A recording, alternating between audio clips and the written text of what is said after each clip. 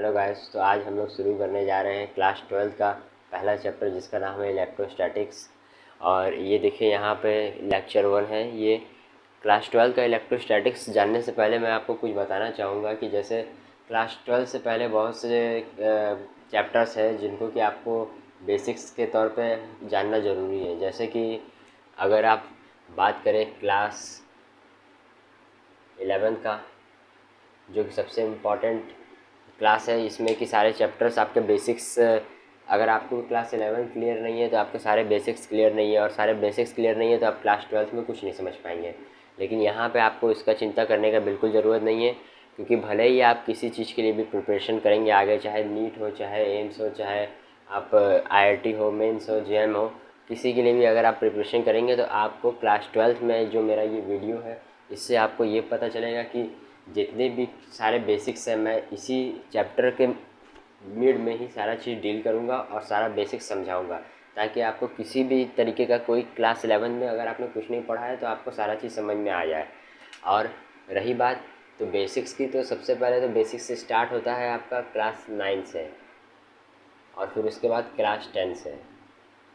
Class 9th में क्या होता है कि दोस्तों, क्लास 9th में आपका ये जो मेन कॉन्सेप्ट होता है फिजिक्स का, वो आपका स्टार्ट होता है। जैसे कि चीज़ें क्या होती हैं, कोई फिज़िकल चीज़ यानी कि नेचर में एग्जिस्ट करता है तो वो क्या होता है, ये आपका क्लास 9th में स्टार्ट होता है। फिर क्लास 10th में क्या होता है कि प्रैक्टिकल चीज़ों पे बात होती हैं, जैसे कि मशीन्स कैसे काम करते हैं, तो ये आपको क्लास 10th में बताया जाता है। और जब क्लास 11 में आते हैं तो जो नेचर जैसे काम करता है उसको उसको और डिटेल में पढ़ते हैं हम लोग क्लास 11th में। और सारे मेन मैथमेटिक्स के कॉन्सेप्ट क्लास 11 से ही चालू हो जाते हैं, क्योंकि क्लास 12 में आपको क्या करना रहता है कि उन कॉन्सेप्ट्स को यूज़ करके जो मशीन्स हमारे अराउंड यूज़ होते हैं उनको आपको समझना रहता है। तो अब हम लोग ये देखेंगे कि आपको अगर ये तीनों क्लासेस क्लियर नहीं है, आपने क्लास 9th नहीं पढ़ा है ढंग से, आपको क्लास 10th भी क्लियर नहीं है, और किसी तरह आपने बोर्ड दे दिया है इसलिए इस तरीके से टिक मैंने मारा है, और फिर अगर आपको क्लास 11th भी नहीं क्लियर है सही से, तो कोई बात नहीं, यहाँ हम लोग क्लास 12th में सारी चीज़ें डील करेंगे और सारे कॉन्सेप्ट्स आपको एक बार में अच्छे से समझ में आ जाएंगे। अगर आपको नहीं समझ में आते हैं तो आप मुझे बताइए ताकि मैं उसको क्लियर करूँ। देखिए, जैसा कि मैंने आपको बताया है कि सारे कॉन्सेप्ट्स तो आपके क्लियर हो जाएंगे, और साथ ही साथ आपको ये भी ध्यान रखना होगा कि अगर आपको कोई चीज़ नहीं समझ में आ रहा है तो आप मुझे कमेंट करिए। और आपको मैं एक बात और बताना चाहूँगा कि फ़िज़िक्स क्या होता है, पहले इसको समझा जाए हम लोग कि फ़िज़िक्स क्या होता है, हम लोग क्यों फ़िज़िक्स पढ़ रहे हैं। देखिए, नेचर में कोई भी चीज़ अगर एग्जिस्ट करता है और उसके फिनोमेना को यानी कि घटनाओं को आपको समझना है तो आपको फ़िज़िक्स का मदद लेना पड़ेगा कि कौन सी चीज़ें कैसे काम करती हैं। जैसे अगर आपको ये समझना है कि आप रास्ते में चल रहे हैं और आप पानी बरस रहा है, और पानी जिस डायरेक्शन में बरस रहा है, चलिए ठीक है, ये तो बात एक अच्छी है कि आपको छाता तो ओपन करना आएगा, लेकिन आपको ये भी पता रहेगा कि किस डायरेक्शन में ओपन करना है आपको छाता, ताकि पानी आपके ऊपर ना पड़े। अगर पानी का बौछार जो अगर आ रहा है, बरस रहा है, वो टेढ़ा बरस रहा है, डायरेक्शन उसका दूसरा है, तो आपको पता होगा कि छाता इस डायरेक्शन में ऐसे टेढ़ा कर देंगे। लेकिन बात यह है कि फ़िज़िक्स के तौर पे अगर आपको इसको बताना हो किसी को, तो फिर आप कैसे बताएंगे, उसके लिए भी फ़िज़िक्स के कई लॉस, कई नियम हैं। ये सारे चीज़ें आपको पता चलेंगे कि कैसे आप इसको कैलकुलेट करके किसी और को बता सकते हैं कि हाँ आप छाता ऐसे कर लीजिए। लेकिन फ़िलहाल इसकी ज़रूरत नहीं है, क्योंकि यहाँ पे लोग इतने तो जानकार हैं कि उनको पता है कि कैसे पकड़ना है छाता। तो ये तो एक कॉन्सेप्ट की बात हो गई। लेकिन आपको ये एक प्रॉब्लम आता है, ये एक प्रॉब्लम आता है रेन मैन प्रॉब्लम जिसको कहते हैं। तो इस तरीके से बहुत सी चीज़ें हैं जो कि नेचर में एग्जिस्ट करती हैं, जिनके बारे में हम लोगों को समझना रहता है। और बहुत सी ऐसी चीज़ें होती हैं जो हम लोग अपने आँख से देख नहीं सकते हैं, उनको भी हम लोगों को समझना रहता है।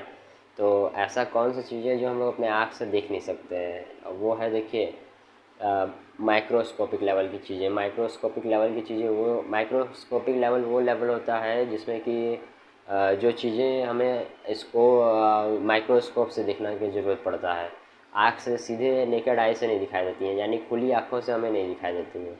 तो ऐसे कौन सी चीज़ें हो सकती हैं? देखिए, जैसे कि अगर आप माइक्रोस्कोप से बहुत सी चीज़ें देखते हैं तो आपको बहुत से छोटे छोटे पार्टिकल्स टाइप के, छोटे छोटे मूवमेंट टाइप्स के बीइंग लिविंग क्रिएचर्स दिखाई देंगे।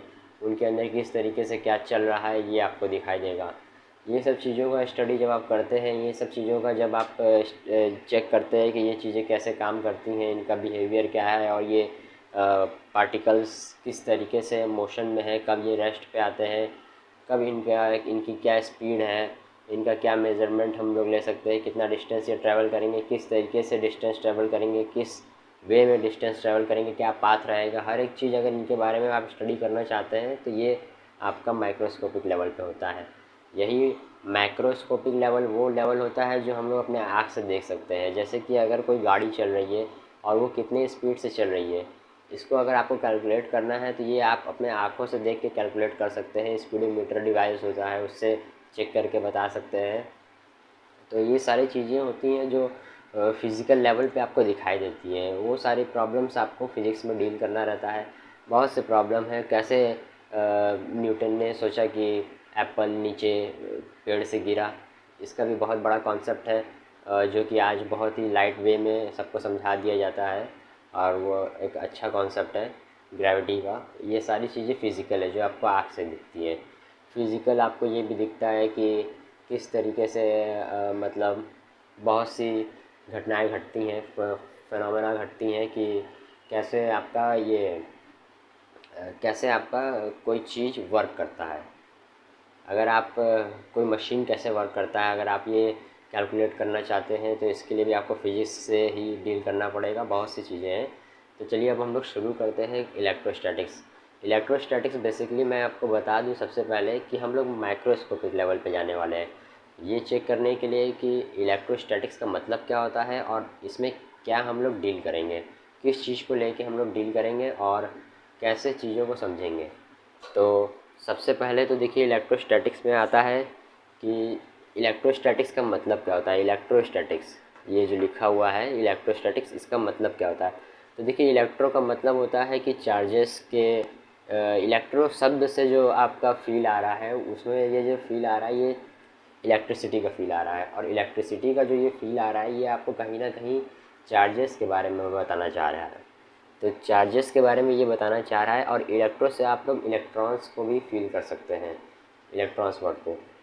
तो यहाँ पे इलेक्ट्रॉन्स होता क्या है। इलेक्ट्रॉन्स तो एक एटम के अंदर एक पार्टिकल होता है जो कि एटम के अंदर जो न्यूक्लियस होता है उसके अराउंड रिवॉल्व कर रहा होता है, यानी कि उसके अराउंड घूम रहा होता है सर्कल में, या फिर किसी भी पाथ में घूम रहा होता है। ये तो कोई कॉम्प्लिकेटेड चीज़ है कि इलेक्ट्रॉन किस वे में घूमता है, सर्कुलर पाथ पर घूमता है कि एलिप्स यानी अंडे आकार के जैसे सिमिलर पाथ पे घूमता है, कि कैसे पाथ पे घूमता है। ये थोड़ा सोचने वाली बात है, और इसका अभी कोई गारंटी आपको नहीं दे सकते हम कि किस पाथ पे घूमता है।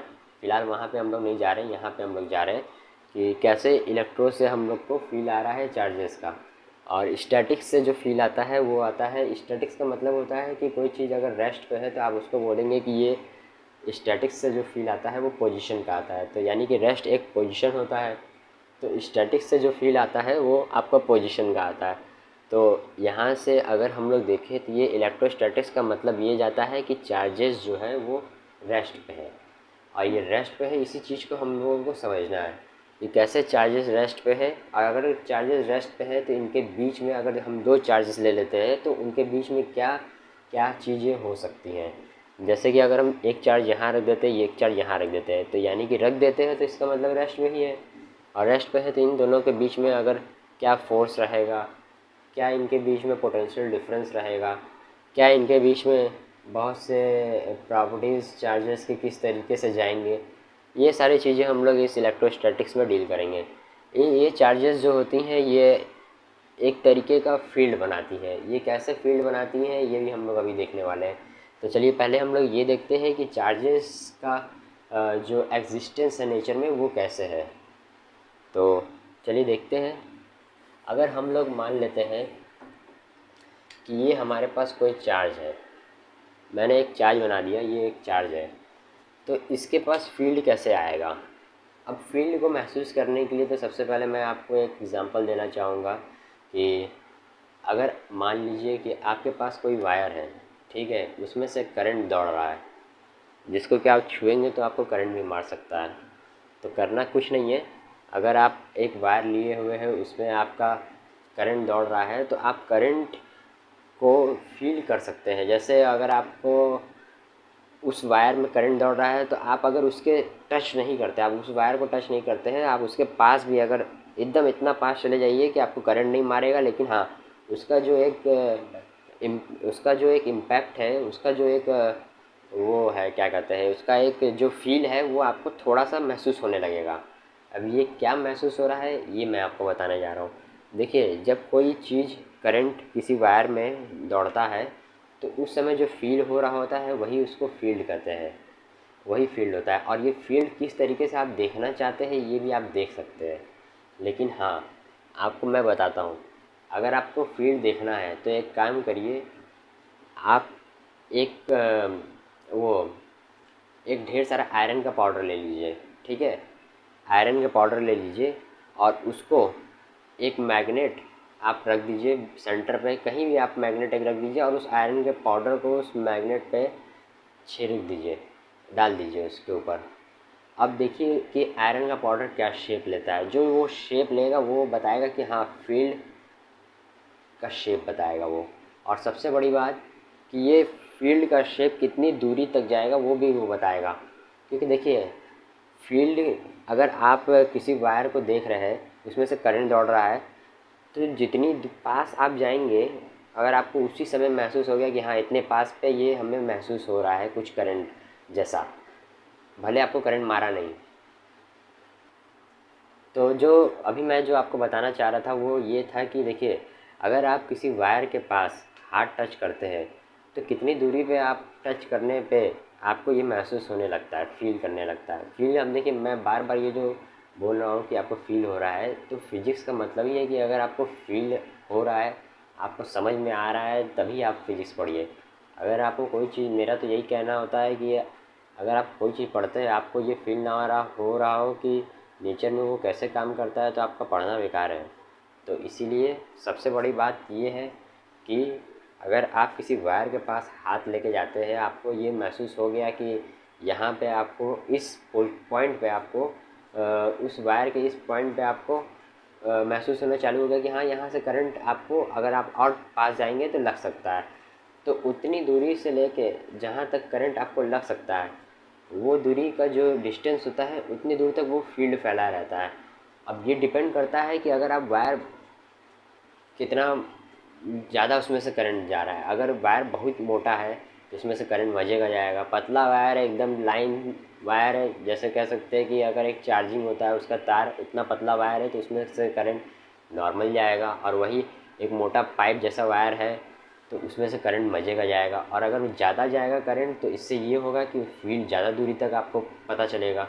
तो सबसे बड़ी बात यह है कि चार्जेस फील्ड बनाता है। इससे हम लोगों को अभी ये पता चला कि चार्जेस का जो एग्जिस्टेंस है नेचर में वो किस तरीके से है। अभी मैंने आपको ये बताया कि कैसे करंट से हम लोगों को जो फील्ड मिलता है वो चार्जेस द्वारा चल रहा होता है और उसी से बन रहा होता है। तो ये फील्ड बनता है और ये नेचर में एग्जिस्ट करता है, ये अभी मैंने बताया। अब मैं आपको बताऊंगा कि ये फील्ड किस तरीके का हम लोग देखेंगे फिजिक्स में यहाँ पे, ताकि हम लोग देखिए फील्ड, अगर ये चार्ज है, मान लीजिए इस तरीके से, ऐसे ये वायर है, इसमें ऐसे चल रहा है, ठीक है, चल रहा है। तो इसके यहाँ यहाँ यहाँ यहाँ अगर आप इतनी दूरी तक अगर आ गए, यहाँ पे इस यहाँ पे अगर आप आएंगे, मान लीजिए यहाँ पे आए, आप अपना हाथ रखें तो यहाँ पे आपको महसूस नहीं होगा, लेकिन जैसे ही आप यहाँ पे आएंगे तो यहाँ पे आपको महसूस होना चालू हो जाएगा। तो इस तरीके से जो यहाँ पे महसूस हुआ ये फील्ड बना। तो ये तो मैंने इस तरीके से इस डायरेक्शन बना दिया, लेकिन अगर आप देखेंगे कि अगर आप इसको एक सही वे में अगर आप ड्रॉ नहीं करेंगे फील्ड, तो आपको ये दिक्कत होगी फिजिक्स में आगे पढ़ने में कि आपको कैसे इन फील्ड्स पे आप वर्क करेंगे, यानी कैसे आप इन फील्ड्स पे आप फिजिक्स के नियम्स को कैसे समझेंगे। इसीलिए हम लोगों को क्या करना पड़ता है कि फिजिक्स में हम लोगों को फील्ड जो बनाना रहता है उसको हम लोग एक अच्छा शेप देते हैं कि हाँ इस शेप में हम लोग फील्ड बनाएंगे। नहीं तो अगर एक चार्ज है इसके अराउंड तो फील्ड ऐसे ऐसे भी बन सकता है, ऐसे ऐसे भी बन सकता है। लेकिन हम लोग ऐसे ऐसे पे इस पॉइंट पे अगर हमें कुछ इस फील्ड के इस पॉइंट पे अगर कुछ करना होगा तो वो सही नहीं ना जाएगा, क्योंकि हो सकता है कि यहाँ पे ये ऐसे हो, यहाँ टेढ़ा हो, यहाँ टेढ़ा हो। तो दूरी तो उतना ही है, लेकिन यहाँ इस तरीके से टेढ़ा है, यहाँ इस तरीके से टेढ़ा है, वैल्यू कुछ अलग डिफरेंट हो सकती हैं। तो इस तरीके से हम लोग फील्ड एक प्रॉपर शेप देते हैं, और वो शेप होता है ये कि फील्ड हमारी इस तरीके से रहेंगी एक सिमेट्रिक वे में। सिमेट्रिक मतलब वो चीज़ होता है जिसको कि आप बोल सकते हैं कि ये सभी डायरेक्शंस में आपको एक जैसे दिखेंगी, उसको सिमेट्रिक करते हैं। यहाँ फ़िलहाल आप यही समझिए, हर डायरेक्शन में आपको चीज़ें आपको एक जैसे लगेंगी। तो यहाँ पे ये जो चार्ज है इसके अराउंड, ये अगर इतना छोटा चार्ज है, हम फील्ड यहाँ तक लिए हैं, ये इस यहाँ तक लिए हैं, तो हम मान के चल रहे हैं कि ये जो चार्ज है ये फील्ड इतनी दूरी तक बनाया। अगर एक कोई बड़ा चार्ज ले लेते हैं इतना, तो उसका फील्ड और बड़ा होगा, ज़्यादा दूरी तक रहेगा। तो चार्ज की मात्रा पर डिपेंड कर रहा है कि कितना बड़ा फील्ड बनेगा। तो फील्ड का हम लोग एक कॉन्सेप्ट लेते हैं कि ये फील्ड इस तरीके से आपका लाइन बनेगा। अब ये फील्ड हो गया चार्ज के अराउंड, लेकिन ये फील्ड के टाइप्स होते हैं। अब क्या टाइप्स होते हैं ये हम लोग डील करेंगे। तो फील्ड दो टाइप्स के होते हैं, हमेशा ध्यान रखिएगा, फील्ड हमेशा दो टाइप्स के होते हैं। क्यों दो टाइप्स के होते हैं भाई? इसलिए होते हैं कि आप जानते हैं कि हर एक चीज़ का, हर एक दुनिया में कोई भी चीज़ का दो ही आंसर होता है, एक यस होता है, दूसरा नो होता है, सच होता है, झूठ होता है। तो इसी तरीके से दो, हर एक चीज़ का जो वो होता है, क्या कहते हैं, आंसर होता है, वो दो होता है। तो फील्ड भी इसी तरीके से दो टाइप के होते हैं। पहला टाइप ये है कि फील्ड दो टाइप के इस वजह से होते हैं, क्योंकि देखिए फील्ड दो टाइप का कैसे हुआ, ये फील्ड दो टाइप का इस वजह से हुआ कि भाई चार्जेस भी तो दो टाइप के होंगे, चार्जेस भी तो दो टाइप के ही होंगे। देखिए जैसे मैंने बताया कि यस और नो होता है, हर चीज़ का दो आंसर होता है, इसी तरीके से प्लस और माइनस भी तो होता है, ये भी तो दो होता है। तो इसलिए चार्जेस भी दो टाइप के होते हैं, एक नेगेटिव चार्जेस होते हैं, एक पॉजिटिव चार्जेस होते हैं। अगर अब मैंने यहाँ ये बोला है कि पॉजिटिव नेगेटिव होता है, तो आप मल्टीप्लिकेशन, डिवीज़न, परसेंटेज ये सब मत ले लीजिएगा, क्योंकि इस टाइप के चार्जेस नहीं होते हैं। तो ध्यान रखिएगा, दो ही टाइप्स के चार्ज होते हैं, और दोनों टाइप्स के चार्जेस को कहते हैं, एक पॉजिटिव चार्ज, दूसरा नेगेटिव चार्ज। अब पॉजिटिव नेगेटिव इसलिए हम लोग ले रहे हैं, देखिए पॉजिटिव नेगेटिव का सेंस ये है कि इसको कैसे समझें कि दो टाइप के चार्जेस होते हैं। तो सबसे बड़ी बात तो ये है कि अगर किसी वायर में करंट जा रहा है इस डायरेक्शन में, तो आप किसी भी डायरेक्शन को मान लीजिए कि इस डायरेक्शन में जा रहा है, तो आपको करंट, अगर मान लीजिए तार को पकड़ लिए तो करंट मार रहा है, तो इस डायरेक्शन में आपको जाके मारेगा, मतलब हाथ आपका इधर की तरफ, जैसे लगेगा कि आपको इधर के डायरेक्शन में करंट मार रहा है। लेकिन यही करंट का डायरेक्शन अगर चार्ज इधर की तरफ मूव कर रहा है, यानी कि इस डायरेक्शन में चार्ज मूव कर रहा है किसी वायर में, और आप इसको छुएंगे, तो आपको लगेगा कि करंट इधर की तरफ जा रहा है और आपको इधर की तरफ मार रहा है करंट। लेकिन तो इसी तरीके से अगर देखा जाए, तो अगर करंट घूम घूम के मार रहा है, यानी कि अगर आप कोई वायर है जिसमें कि करंट इस तरीके से भी जा रहा है, यानी कि ये एक वायर है, यहाँ से चार्ज पहले यहाँ पे गया, फिर यहाँ से चार्ज फिर यहाँ पे आया, फिर यहाँ से चार्ज इधर, मतलब डायरेक्ट एक इस डायरेक्शन में जा रहा है, वापस इस डायरेक्शन में जा रहा है, दोनों डायरेक्शन में मतलब बार बार आ रहा है, जा रहा है, और आपको करंट लग रहा है। यानी कि आपको लग रहा है कि एक बार इधर जाकर कोई चीज़ करंट मार रहा है, फिर एक बार इधर जाकर कोई करंट मार रहा है। यानी कि कह सकते हैं इसको कि एक गाल पे थप्पड़ इधर मारा है, फिर एक गाल पे थप्पड़ इधर मारा है। अगर एक ही गाल पे इस साइड ही थप्पड़ मारेंगे, तो इससे ये रहेगा कि आपको एक ही गाल पे थोड़ा गर्मी महसूस होगा, और अगर आपको दोनों गाल पे लाइन बाय लाइन थप्पड़ मारेंगे तो डायरेक्शन बदल बदल के मार रहे हैं। इससे ये पता चल रहा है कि चार्जेस दोनों तरीके से काम करता है, एक पॉजिटिव चार्ज के रूप में, एक नेगेटिव चार्ज के रूप में। हाँ, यहाँ पे ये मत सोचिएगा कि इसी डायरेक्शन को हमें पॉजिटिव लेना है या इसी डायरेक्शन को हमें नेगेटिव लेना है, ये तो हम चार्जेस के फील्ड पे डिपेंड करेगा। तो किसी भी को आप समझाने के लिए किसी को कोई भी डायरेक्शन में बता सकते हैं कि हाँ भाई इधर की तरफ जा रहा है, तो हमें लगेगा कि हम इसको पॉजिटिव मान लें, इधर की तरफ जा रहा है तो हम इसको नेगेटिव मान लें, या फिर इसको नेगेटिव मान लें, इसको पॉजिटिव मान लें। यहाँ पे इससे कोई मतलब नहीं है, आप किसी को कुछ भी ले सकते हैं। मतलब यहाँ पे सिर्फ ये है कि फील्ड का हम लोगों को देखना है कि किधर जा रहा है। अगर पॉजिटिव चार्ज है, लेकिन मैं यहाँ पे दो चार्ज बनाता हूँ, दोनों की फील्ड इस तरीके से निकली रहेंगी, जो कि हमें थोड़ी दूरी तक महसूस हो रही होंगी, ठीक है। ये दो चार्ज है, अगर ये इसको हम लोग मान लेंगे ये पॉजिटिव चार्ज है, तो पॉजिटिव चार्ज से क्या होता है, फील्ड बाहर की तरफ निकलती है, बाहर की तरफ। इस तरीके से। क्योंकि पॉजिटिव क्या होता है कि अगर आप बहुत पॉजिटिव है और आप लोगों के बीच में हैं तो आप क्या करेंगे कि अपनी पॉजिटिविटी को बाहर जाहिर करेंगे, यानी बाहर फैलाने का कोशिश करेंगे। और नेगेटिव आदमी क्या करता है कि हर चीज़ अपनी तरफ खींच लेता है। तो नेगेटिव चार्ज इसी तरह काम करता है कि नेगेटिव हर चीज़ अपनी तरफ खींच लेगा। तो नेगेटिव चार्ज का जो फील्ड का डायरेक्शन होगा वो देखने से लगेगा कि जब आप नेगेटिव चार्ज को देखेंगे तो आपको लगेगा कि कुछ उसके पास अंदर जा रहा है। और वो क्या जा रहा होगा? फील्ड जा रहा होगा, क्योंकि नेगेटिव चार्ज हर चीज़ को अपनी तरफ खींचता है।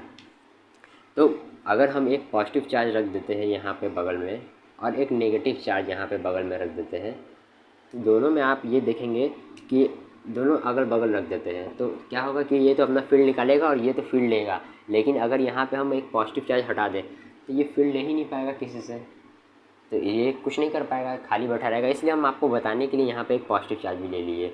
अगर एक पॉजिटिव यहाँ रख देते हैं तो इस पॉजिटिव चार्ज से फील्ड निकला, ये तो निकल के चला गया।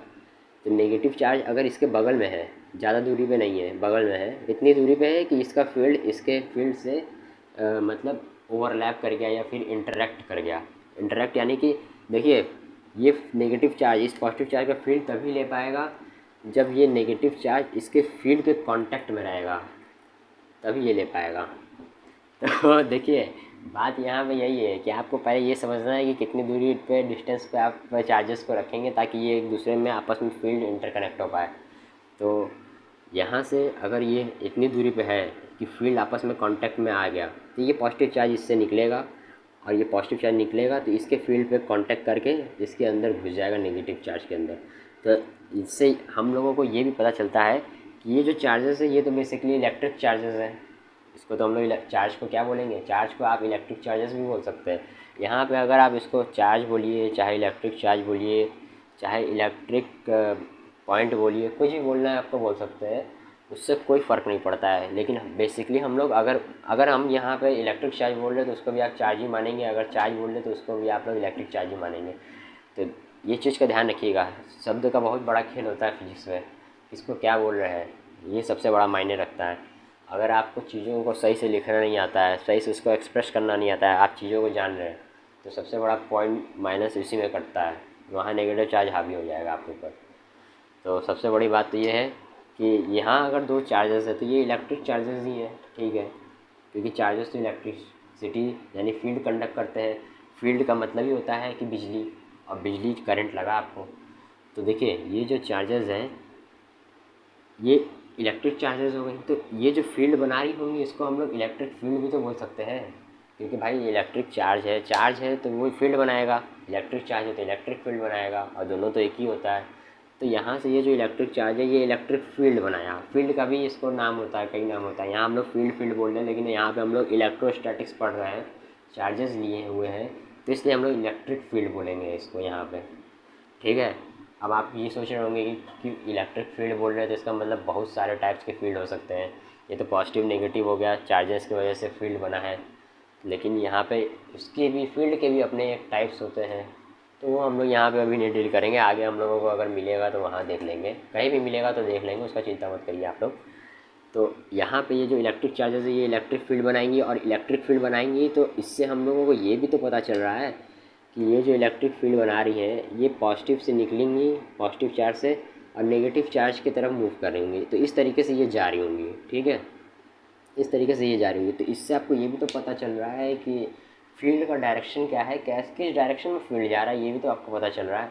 तो एक क्वेश्चन यहाँ से जनरेट होता है कि अगर आपसे बोर्ड में पूछा जाए या फिर आपको कहीं क्वेश्चन में दिया हो कि what is the direction of electric field, तो आप लोग ये देख के ही बता सकते हैं यहाँ पे कि ये जो डायरेक्शन होता है इलेक्ट्रिक फील्ड का वो पॉजिटिव चार्ज से निकलता है और नेगेटिव चार्ज की तरफ जाता है। हिंदी में नहीं बोलना है आपको फ़िलहाल, क्योंकि आप अगर इंग्लिश में पेपर दे रहे हैं तो आप इंग्लिश में ही बोलेंगे ना, तो इसलिए आपको ये बोलना पड़ेगा कि the direction of electric field is from positive charge away from positive charge towards negative charge is the direction of electric field. तो यहाँ पे हम लोग यहाँ पे इलेक्ट्रिक फील्ड का जो डायरेक्शन होता है वो ये बोलेंगे कि the direction of electric field is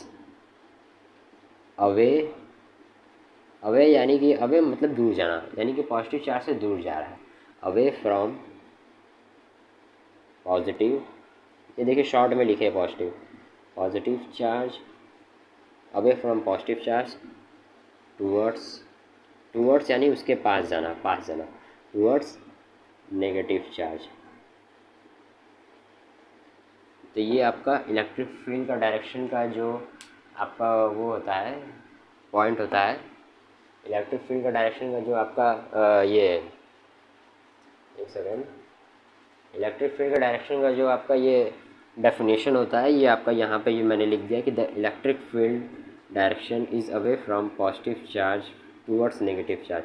यहाँ से हम लोग को ये क्लियर होता है। तो चलिए अब हम लोग को ये पता चल गया है कि क्या इलेक्ट्रिक फील्ड का डायरेक्शन होता है, क्या इलेक्ट्रिक फील्ड होता है, क्या इलेक्ट्रिक चार्ज होता है, या फिर कह लीजिए क्या चार्ज होता है, क्या उसका कॉन्सेप्ट है, क्या नेचर में एग्जिस्टेंस है, किस तरीके से वो काम करता है, किस तरीके से हम लोग डायरेक्शंस के इलेक्ट्रिक फील्ड के डायरेक्शंस को समझे हैं।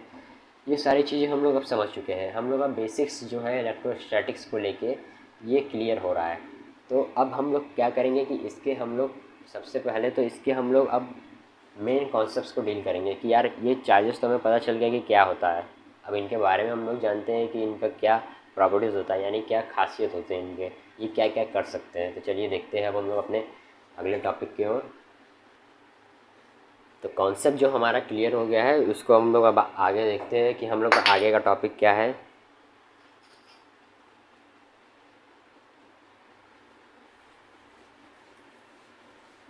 और हाँ, मैं आपको एक बात और बताना चाहता हूँ साथ में कि अगर आप ये सोच रहे हैं कि मैं सिर्फ बोल रहा हूँ और अभी तो आपको लिखना बहुत पड़ेगा, समझना बहुत पड़ेगा, लेकिन ये मत सोचिएगा कि हम लोग सिर्फ कॉन्सेप्ट्स और डेफिनेशंस को डील करेंगे, थ्योरी को डील करेंगे।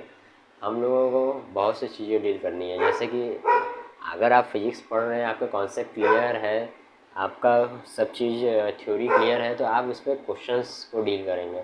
प्रॉब्लम्स कैसे फेस करते हैं, इस चीज़ को डील करना है। किस तरीके से फिज़िक्स में प्रॉब्लम्स को आप फेस करेंगे और उसको कैसे आप सॉल्व करेंगे, ये सबसे बड़ी चीज़ होती है। कि आप भले थ्योरी पढ़ लिए, तो आपको थ्योरी पढ़ लिए तो क्या हो गया, मतलब आपका एक कॉन्सेप्ट जनरेट हो गया, आपका एक एक कहिए तो आपका एक थ्योरी आपको समझ में आ गया। लेकिन आपको तो उस थ्योरी को, अगर उस थ्योरी पे अगर आपको कोई मुसीबत आ जाए तो आप उस थ्योरी का क्या इस्तेमाल कर सकते हैं, ये आपको डील करना होगा क्वेश्चंस में।